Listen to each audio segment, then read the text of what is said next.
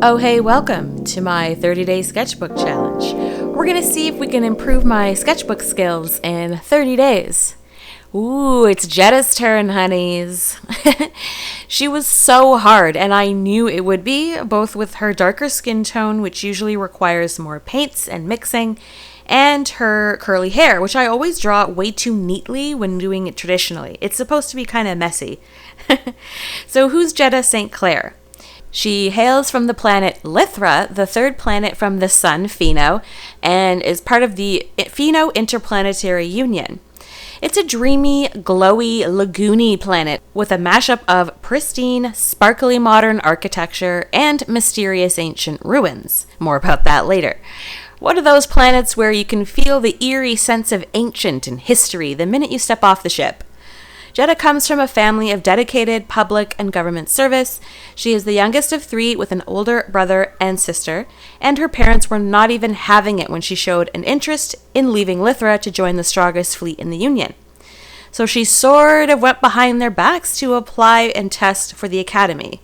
Her technical and tactical scores awarded her an in-person recruitment visit with the men in suits and all.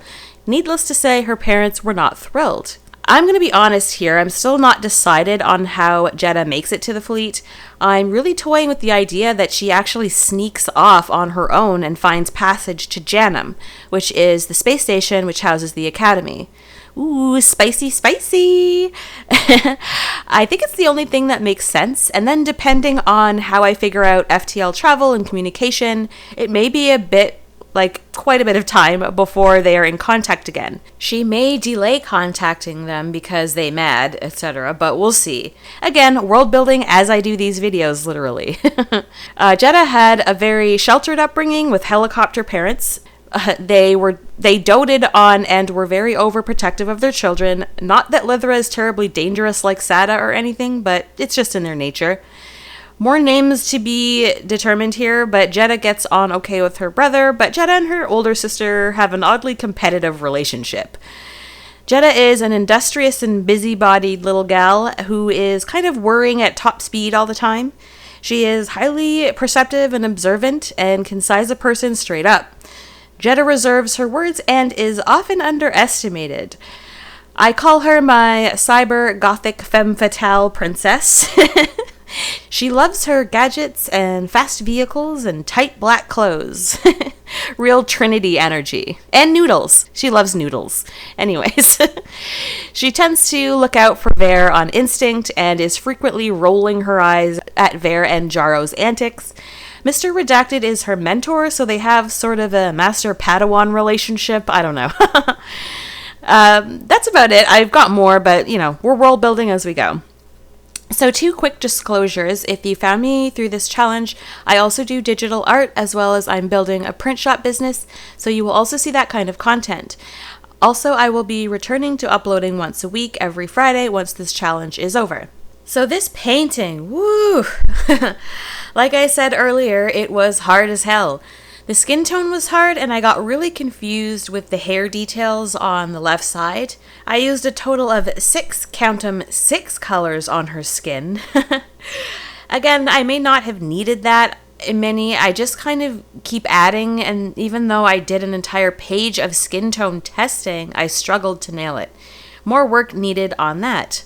So I used Winsor & Newton Burnt Sienna, Turner Burnt Umber, Daniel Smith Perylin Green, and a bit of quinacridone rose, quinacridone coral, and quinacridone gold, all Daniel Smith. Good grief. For her hair, I went full Winsor & Newton Cotman with indigo, Payne's gray, and cobalt blue hue. I may have thrown in a bit of Daniel Smith Moon Glow, I can't remember. Honestly, one of these days I will catalog what I'm using while I'm actually painting, so I don't get all derpy about it while recording. What have we learned here exactly? So I will probably have to remember to make a very detailed line design for the hair so that I can remember what pattern to follow to make it wavy and curly. So I know where the shadows go and where the highlights go. It's kind of a pattern that's like an undulating pattern that you kind of have to figure out, and I got so confused on the left side, our left, that it just got super messy. Also, when doing dark skin tones on a huge painting, like I used the whole damn page here, what the hell? You need to like pour water into the well and continue adding your paints to it and get thicker and darker as you go. I eventually did this with the hair. I just got fed up and dumped a whole pool in and then added my colors. I had a big pool of water rather than like a little dab as usual. I kept running out of paint on the skin and having to remix, knowing I wasn't going to get the same color, which is so silly and annoying.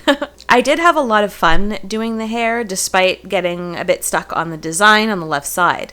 I love the color, and I think I nailed Jetta's blue, purple, black hair vibe. I did mess up on her nose a bit. That was another flub where I didn't define it enough in the sketch, and then it just looks too straight down. It needs to like indent near the brows where it normally would, especially in a 3/4 pose like this. I tried so hard to add shadow there, but the paper started pilling, so I had to give up. It was a bit messy. Ugh. All in all, this was a very scary and panicky painting. There was a lot of uncertainty and wiping, and I had soaked Kleenex everywhere. It was chaos. It was fun, and in the end, she turned out pretty neat. I went way over ambitious, sort of high on the success of Vera's painting, and flew a little too close to the sun, I think. I do love her though, and I'm excited to paint the whole gang by the end of this challenge. I will probably not draw this huge again though. I don't think I can stand it. So we'll just jump into a quick time lapse and then we'll take a look at the final and be on our merry way. If you're liking watching me bumble through watercolor, make sure to hit that like button. If you want to follow along and tune in, maybe consider subscribing. And if you want to draw along, please do and let me know in the comments.